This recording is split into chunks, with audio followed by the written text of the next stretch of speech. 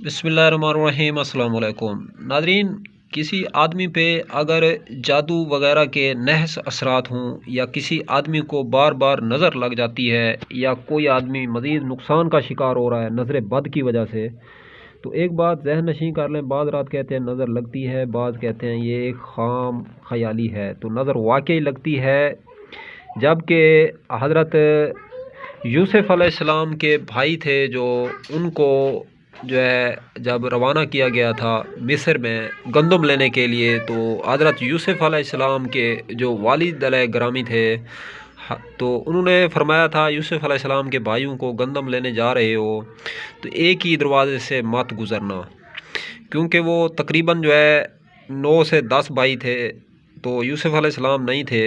تو وہاں پہ جب جا رہے تھے تو انہیں نظر کا خدشہ لگا، تو انہوں نے فرمایا کہ آپ حضرات جو ہے ایک ہی دروازے سے مت گزرنا۔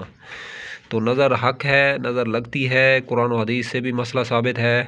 تو آپ حضرات نے یہ جو چاروں کل ہوتے ہیں، قل یا ایھا الکافرون اور قل ھو اللہ احد، قل اعوذ برب الفلق اور قل اعوذ برب الناس، یہ تقریباً جو ہے دن میں 8 سے 10 مرتبہ پڑھنی ہے۔ تو انشاءاللہ اللہ کے فضل اور کرم سے جو نظر ہے، جو نحس اثرات ہیں، جادو ہے یا ٹونا ہوا ہے، تو یہ ختم ہو جائے گا۔